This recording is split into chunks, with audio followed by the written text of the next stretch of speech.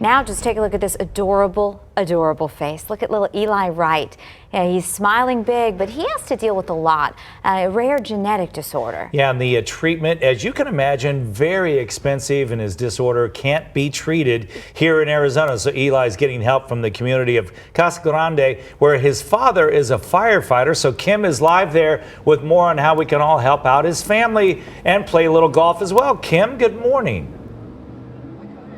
Good morning to you guys. We are talking about Tee It Up for Eli. This is a great golf tournament happening not this Saturday, but next Saturday. We're going to talk a little bit about that. But first, I have Eli here. I have his dad, Kyle, his mom, Madison, the whole family, both grandma, grandpa, the fire department. And so let me introduce you to Kyle first of all. Kyle, you and your wife is a registered nurse. You guys are used to being in and out of a hospital frequently for your jobs. But over the past couple of years, those visits have become more numerous and they've become more personal. Tell us a little bit about what happened over the past couple of years with Eli.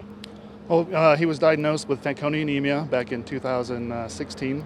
Was born knowing he had quite a few medical issues, but we didn't know until we got our full genetic testing. Then they actually had BRCA2 Fanconi anemia. And since then, we found out there's only 3 centers in the U.S. that actually care for Fanconi anemia. One of those is Cincinnati Children's. So we immediately hooked up with them, went over there right off the bat, and we've been going there ever since. Madison, tell us a little bit about what Fanconi anemia is and how it's treating Eli. Well, Fanconi anemia is a bone marrow disease, so with him or in other patients, you can develop bone marrow failure, which is like leukemia, and it can lead to other cancers as well, which is what we're looking out for with him. And with his type, BRCA2, there's other things that we have to watch for.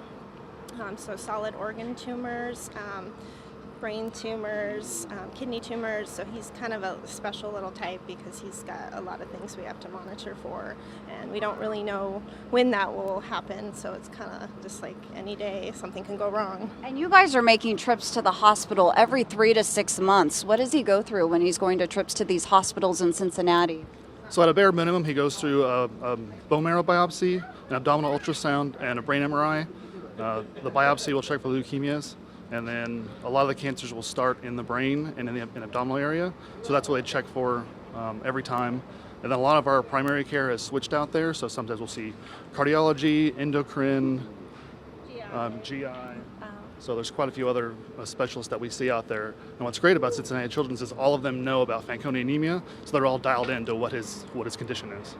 And so his survival, it might not happen. Right. With the BRCA2 Fanconi, it's that we know kids that have passed away at 2 years old, and we actually know one that is alive at 11. So there is hope. When we first found out about this, they gave us a 5 to 7 year life expectancy. So he's 5.5 now. So we're kind of worried that any time something might change, but we have hope. Yeah, sorry. Something to think about is, the normal population that would be healthy. They're, how would I say that? You're at risk for cancer, but somebody like him, higher risk, and it's a 500 times more likely for our child to get cancer. So that's something crazy to think about. So unfortunately, it's not a matter of if, it's a matter of when it's going to happen. And which one's going to come first? Is it the leukemia or is it cancer? Studies have shown it's really 50-50 on which one comes first. So we've got Grandma and Grandpa here who have helped organize Tee It Up for Eli, and this is taking place on January 19th, which is a Saturday, Arizona City Golf Course. What do folks need to know? You need more participants. Yes, we do. Eli's a lot of fun to hang out with. He's a great golfer. And we have a lot of fun down there. We have a long drive friend of ours coming from California that comes every year. And we have room for all kinds of golfers. So come out to Arizona City, Saturday the 19th. And Shotguns at 9? Shotguns at 9 o'clock. We'd like everybody there by 8 so you can give us some money.